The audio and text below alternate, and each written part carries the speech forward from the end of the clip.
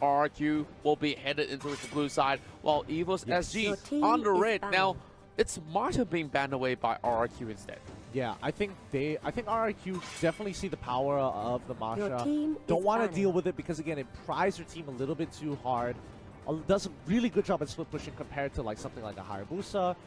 But Grok going to be banned out for the side of EVOS Esports. Overall, just a great hero. Oh yes, indeed. And no matter how many nerfs and hits he takes, Grok is still one solid rock that cannot be moved away from the meta. And now heading in towards the final two bans here, I would still say that there's going to be a little bit more on that priority on those tanks, and I'm not sure whether if they would actually remove Kaya, but Xborg is definitely one great option because we've seen Seoul performing so well in those grand final runs in the MPL and MySG. Yeah, and that's just going to revert him back into Thamos depending on what the matchup is. But again, EVOS Esports, they're going to have a couple of options coming into the first phase here. They're really thinking about this one. They could go for, again, lock out the Kufra or maybe just, you know, ban out the Kaya this time around just to ensure that they don't have something that sets up fights really well. Now, heading in towards that first pickup here, I do believe that RRQ will definitely have a lot of all these sort of great pickups here, and it will still be the Kaya as that priority. And what do you feel like both teams have been prioritizing on this sort of pickup? Of course, we talk about Divine Judgment, but other than that, I feel Kaya, of course, if she cannot get those great pickups in these early stages, then it will be pretty tough in towards the late game when all these items will be stacked against Kaya. Agreed. I definitely agree here. I think it's going to be high loss and maybe even arguably Cho just to kind of flex out the pick. Tough to say, but yeah, I do agree with you that she does kind of it is a little lackluster in comparison to like the strong. I wouldn't say the strongest, but I would say very versatile Cho. She is one-dimensional, goes in, locks somebody, pulls them out, that sort of thing. But again, I think it's tough to say. Ooh, instead of Cho, they're actually going for the Akai. It looks like they want to have a playmaker and a dedicated tank. That's right, and of course, the previous game we've already seen Hylos being banned away, and this time around, once it's being left open, they take any chances that they can get. So, two really solid frontliners already being secured. Now, RRQ's response, what are they going to go for? I don't really think that things like Mentor will even be in the picture because how easily it could be pushed away by the Hurricane Dance. Maybe something like, I don't know, a support like Diggy would be pretty much great, but instead, they're still prioritizing on that Kimmy pickup. So RRQ will still have a couple of seconds to think about, and they steal the Tamas away from the EVOS SG. He's not gonna have I mean, Soul's not gonna have a lot of options to play left, and that might force him into going into Hayabusa, which isn't too great because for the first 6 minutes of the game, you're just gonna get oppressed by Thamos for the most part. Oh yes, I would say that this is definitely gonna be a huge challenge for EVOS Esports, and we're looking at Ace here, trying to close things off. Should he even go in for that marksman pickup here? Because previously we've seen that Granger pick, and it was dealing with, of course, the Kimmy as well. But Kimmy has definitely had a lot more impact. But this bottom pickup is definitely something that's pretty much piqued my interest here because that will possibly negate certain picks like Esmeralda to come into play. Yeah. I mean, oh man, Badang is really interesting. He's in a really interesting place because he scales obnoxiously well now with his current item build. They fixed him and put him in a weird place where he kind of does a lot of things, but it's all solely dependent on how much of a lead he gets into the early game. Because again, he needs 2 items before he really pops off, and before then, his ultimate isn't going to be enough to one-shot somebody, but it's going to get real close. That's right, the Frisk Crack will possibly deal that sort of on-hit effect as well. So that's definitely something to actually look after if they were to actually commit in towards that sort of fight. So heading in towards mid to late game, that's where EVO Singapore definitely shines. But now, going in towards the very final band here, I'm not too sure what should they actually take out from RRQ side, but they will opt to actually remove Lolita as well. That sort of core tank still left available. Yep. More importantly, setting up for the Chang'e perfectly. Oh man, totally forgot about that as well. So Of course, it doesn't make sense for EVOS to still go in for that Lolita as well. Like, they've already got so many melee pickups right there. So if they were to actually take up more ranges, definitely would be perfect. Now, RRQ's turn for that fiery final 2 picks to complete the matchup. And I don't know, the boys from EVOS SG are looking a little bit more tense than usual. Yeah, I don't know whether it's just jet lag or whether they're just like nervous to be playing so early in the day. But pretty sure there's no jet lag though, because we play on that sort of same time zone. I'm trying to give him an out here. I'm trying to give him an out. Oh, come on, man. All right, well, let's cut him some slack in that sort of sense. But Baxia though, we're gonna see our very first Baxia in M1. So this is definitely gonna be pretty much exciting. Of course, there's going to be the great sort of chase coming in from Tsuru, heading all over the map. And if he does get one good catch onto its members like the Chonger, then that will be definitely something that will be a great pickup for RRQ. Yeah, I mean, Baxia overall, that Tortoise Poissons is just a great ability. I kind of feel I'm kind of torn because it's like to me it's like a Johnson ultimate, except you have more angles to kind of engage. You can get a good back flank if you have the options, but overall I haven't been seeing Baxia perform over the moon here. It's not as good as Grok. It's not as game-changing as an Akai, and that's what really hurts me. I will definitely agree that it's not as great as Masha, is not as great as some of all these tanks such as the Grok, but now we're seeing, of course, the Granger being brought right in. So that will complete the entirety of the lineup of EVOS SG. Which one do you favor the most coming into its game 2? Tough to say. It really is tough because there's some great options coming in from RRQ to kind of play around the composition of EVOS SG here. But if I had to say, it really comes down to the supports here, because the supports are going to make a very big difference, especially with the Akai Hurricane Dance. He's going to be looking for those big engages.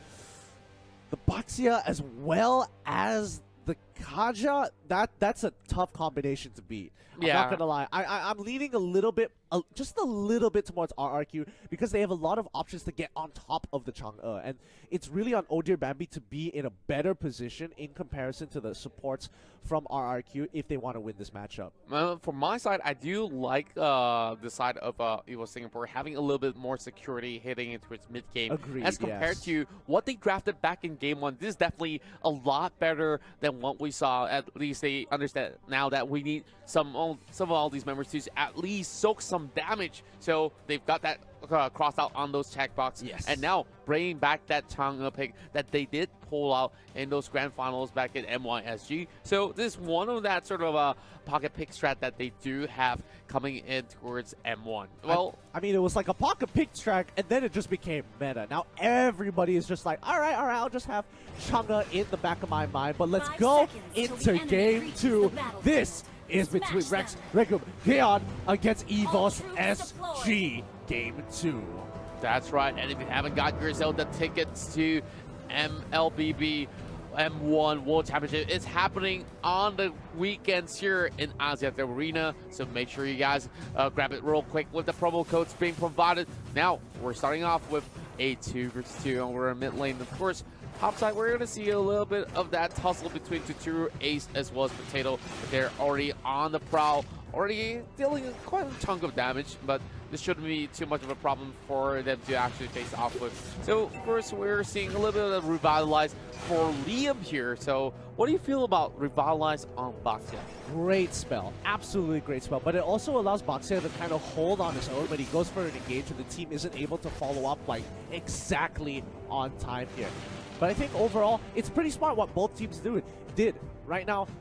Especially Revitalize on the Baxia, great. But on the side of EVOS Esports SG, I think what they did is really smart here, where they kind of switched up the lanes, where they said, okay, we're going to put you on the dual lane in the top side because we know for a fact that Barang can't do a great job, and it's already paying off. I mean, Revitalize, great switch on the other side of the map, and they immediately punish them on the bottom side. Great rotations from mid. Oh, yes. We'll definitely see a great start for the side of EVOS Singapore. And now Soul close to actually falling out. Flicker's being popped out instead. And now Bambi as well. JPL tries to return the favor. And this will be 2 kills in the bag. And this is just in the span of less than 2 minutes. Yeah, just... Oh, that was close. That was really, really close here, especially from RRQ. He got a little hungry for blood. You can definitely see it in his eyes. He wasn't able to get a range for that last auto attack, but overall, I think EVOS Esports are very happy with the catch that they got. 2-0 right now. They have to keep playing the game slow, especially if you're in RRQ's position, because you do scale pretty decently when you have carry on your side. That's right, and then we see a little bit of that hastiness coming in from the side of RRQ. I felt like if they were just to play things a little bit safer, and you're already forcing somebody to back away, they're already losing that experience. You don't really have to fully commit in that sort of sense. But now, first turtle being challenged, and here comes the box. Face crack being pulled out as well, but Soul already negating them from entering, and that first turtle goes in the hands of EVOS Singapore, and Righteous Pathway has been opened up as well. But now, that's pretty much a clean disengage from EVOS SG. So nicely done. Oh dear, Bambi, great zone control here. Liam making sure he tries to make sure that no one else is able to get out here. The stun goes through, but again, doesn't really matter here. Sin's gonna back away. Soul, Quigong Fist pushes him away, but he knows he doesn't have enough damage to one-shot Sin just yet. And more importantly, he can just Phantom Step over the Fist Break. That's right. And look at Vin.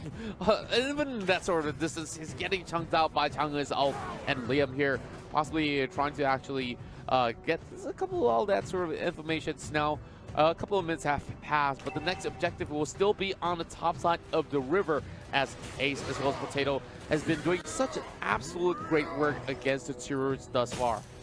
Yep. Oh, nicely done. Great maximum impact. Stealing away the buff. Oh, great catch. Vin pushes him through. Oh dear, Bambi's in trouble. Quickly having to pump the sprint. Meteor Shower is being put down, but JPL disengages any more follow-up with the Hurricane Dance. Oh, Zin's in trouble. Wow. Flicker already coming through. Soul, he tried to go for an initial all-in. Doesn't get that last hit. And Ace has to put the glorious pathway down to bail out of there. Gets a good amount of regeneration, giving away the crab, but no kills going over to RRQ. I'm just loving the entire chess piece coming from both sides, and we see great amount of respect being shown to their opposing sides as well. So getting a little bit more than he should, and he's just taking a little bit more from the jungle instead. Now, of course, EVOS Esports get a little bit of that sort of a goal lead that they have here. It's about 400 gold for the time being, but it's definitely going to change in the span of a few minutes here. And Soul, I think that he's getting a lot of trap being posed upon him, as Liam is already cutting in towards the jungle looking for Old Year Bambi. Yeah, and again, Liam is just being super annoying. He's gaining vision, and he's pretty much unstoppable for the most part, but he's not really engaging on anybody. He's gathering information, telling his team, oh, this is where the movements of the enemy are, this is what they're currently doing, making sure they know exactly where EVOS SG is at all times. That's right. We're seeing great movements coming across that box here. Of course, now they're trying to actually disturb some of these members of EVOS Esports. Now, we're seeing, of course, Boxia being so mobile to actually rotate across the map to even support this team. And now, turtle number 2 already being spawned. Is EVOS going to be ready for this? Oh! Ooh, locking him down. I mean, the double ultimate was a bit of an overkill, but you know, you want to make sure you secure it. Oh, Potato's in trouble. He gets caught out here, and Liam just ensures his death, cutting off his exits completely, as the rest of EVOS Esports are just a second tad bit behind. That's right, and for members on the top side here, let's have a look into it. It's a quick replay on how they managed to set this one up. And of course, we see Ace here opening up that Righteous Pathway a little bit way too late to actually join in the party as well. And this turtle, of course, getting pulled back and forth, but no commitments whatsoever until Liam goes in crashing towards the side of JPL. Pulls him back with a Divine Judgment as well. And JPL here still managing to escape with that Frog Leap as well as Hurricane Dance all intact. Oh, so nicely done. So nicely done. 1,000 pounder just to get the shield as well. I mean, the rest of the team is just kind of holding on their own, and now Soul's in trouble. He has to recall out of there before they collapse on it. I think he should be able to get away here. No issues whatsoever. EVOS Esports controlling the top side, and despite having a two-kill lead, the gold is pretty even. Yes, we see both sides stalling it out for a little bit more, and members of RRQ here course, trying to poke as much as they can, trying to force away EVOS SG. In terms of itemization, we've already seen one Bloodlust Act for the side of Tamas, as we see Jiao PL already locking Sin on the wall, but here comes the follow-on coming a little bit too late, though. Soul almost getting a catch, but that Meteor Shower will be able to connect, and my oh my, ODMB gets one kill. They are going to continue forward as they push through. Vin gets an initial catch, but again, not the priority target. Good disengage. They lock him down with the law and order, but the rest of the team is going to pull back. Oh my goodness me. It's Soul coming in with the Frizz Cracker as well. Almost here now. Jago in the back and WPL going in with the flicker. But that's a huge blunder that we're seeing here. 3 members are low, but that should not even be made possible. Of course, EVOS Esports still looking for a dive, but there's no minutes going in. So this means that they can take the next best option, which will be the turtle. Yep, great punishment. They're going to wait for the next wave. They have Badong on the side lane, but let's look at the replay here because it was looking like, oh my goodness, what is going on? And all of a sudden, ODMB comes through. He gets his ultimate again and just completely cuts off the lane. It's like, yeah, I'm not going to let you walk back to your turret. I'm going to chunk you out completely with just the Meteor Shower. Oh my, now we're seeing a little bit more action on the top side as well. Of course, even on the bottom side, we see a little bit of skirmish, and Bambi being left by himself. This is going to be having JPL to protect him for the time being, but Tsuru is going to catch that Panda out, and Hurricane Dash has been forced out. Bambi instead turns things around. Oh, he's still alive. Tsuru trying to force him all the way back, and Potato here, 1 versus 2, and will fall to the hands of I Am Jago. Yeah, and RRQ are doing something really interesting here because not only are they putting pressure, they're forcing out mistakes out of EVOS SG. They know that ODMB as well, for a fact that JPL can kind of hold their own, but Ace on the other hand, he is struggling to hold the mid lane, especially when you're up against Kimmy, who has more angles in the mid lane compared to the bottom side of the map.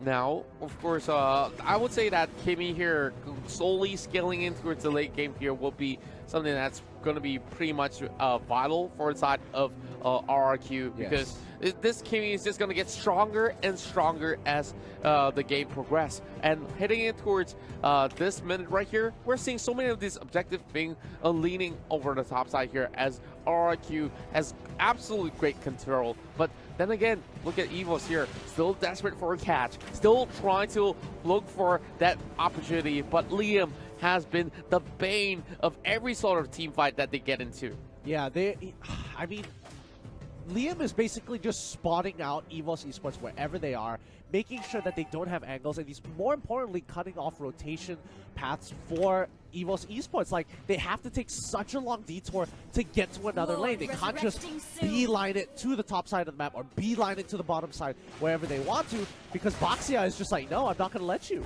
Yep, not going to be able to actually give any sort of room for them to even pull the trigger. But speaking of pulling the trigger here, great sort of shots have been coming out from I Am Jago. And he hasn't really missed all too much of those maximum charge from the previous game all the way to now as well. Now, EVOS Esports, knowing that the Lord is up, but they're not really going to be fully committing in towards getting themselves in towards danger.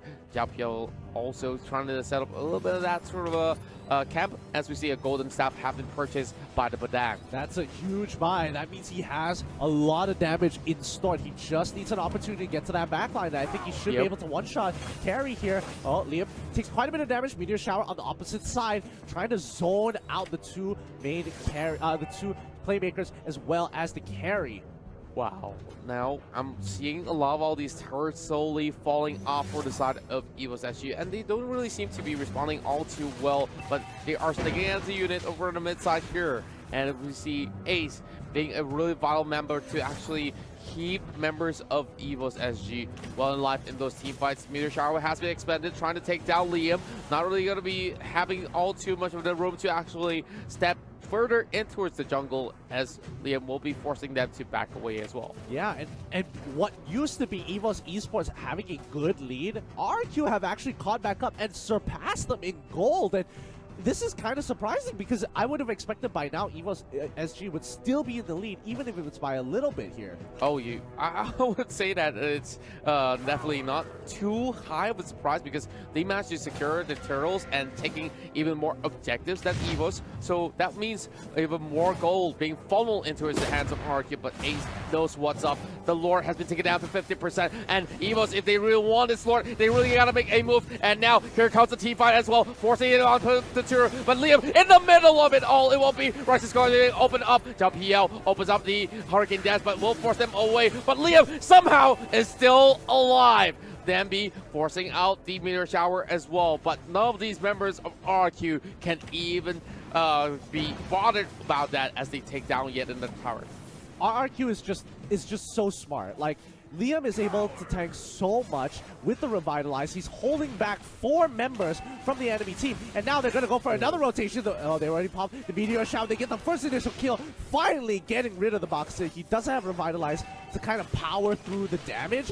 But now the rest of EVOS Esports, they've lost pretty much all their outer turrets at this point, or leaving top tier 2 still standing. But for the most part, the inhibitors are going to be the next objective, and more importantly, Lord is going to be highly contested. And we see the carry was attempting on the Lord for a little bit in the sort of early game, but now it's going to be a little bit of that push and pull between EVOS as well as RRQ. Now they're taking it pretty low. Are they actually forcing this one out? The Lord not getting up in the air. The Tur goes with the Chris Cack, and my goodness me, EVOS are getting pummeled down. And Sin going for the chase as well. There's still all 5 members left in tank. Maximum charge over on Potato as well as JPL, almost heading out of the game. But now this is the best opportunity for RRQ to close things out. Yep, Meteor Shower just gonna instantly pop down the Thambos, but he just wanted that inhibitor that he was willing to give his life for it. But that's not all. They forced out the Meteor Shower, so they can't protect mid either. They're losing their inhibitors 1 by 1. I just love the macro game coming from RRQ. Look at how well they just control every single lane, and they knew what to do. They don't really care whether they have the Lord or not, but they know if they do force the fight, they will get the advantage that they are looking for. Of course, we're going to see a little bit of that sort of replay, of course, brought to you by U-Mobile. Yeah, oh my gosh. Just the Lord fight in general, it was looking so good until they realized that their priority target, Jungle, didn't get caught into that fist crack. He uses the chemical refinement, gets out of there, and just chunks out the rest of the team.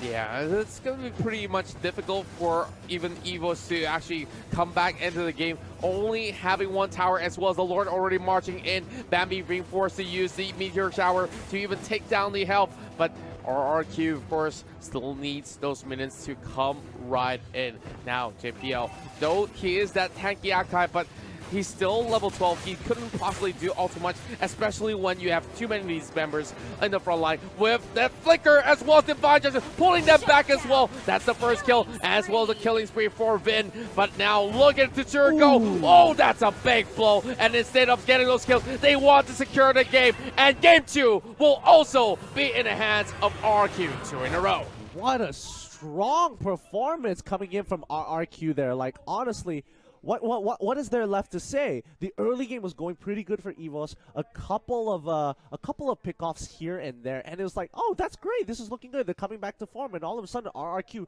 play from behind, and that shows a lot of experience from the team on how to actually deal with EVOS Esports, even when they are just slightly behind. That's right, and I think some of these hiccups actually were caused by that sort of a team fight that they had in those objectives, such as the Turtle fight as well as that Lord fight, where we saw that was the final nail to the coffin right there for game 2, of course, but there's still chance in game 3. Now, let's have a look in towards the post-match results as we see, of course, Bambi dealing a whole lot of damage, but that was not enough to bring them that sort of game. But Jago this time around will be the MVP for the matchup. Yeah. Honestly, even though Jungle is the MVP, you kind of have to give it to Liam there. He has done a lot of work for the team, and that's it's really interesting because what RRQ did differently, and you don't see in a lot of teams, especially from different regions, they played a very positional macro game. And MLBB isn't exactly the most macro of macro games. It's very linear in a lot of senses, but they show that you can actually play that to a higher level. Great catches, great split-second decision-making that allowed the team to kind of take the objectives super easy. Yeah, and Liam, the best part of it all is that though he was also moving across the map, when he commits into that team fight, they've made sure that he is put into great effect, stalling things out, tanking 3 members at the very least. Of course, let's have a look into some of the replays that we have. Early game,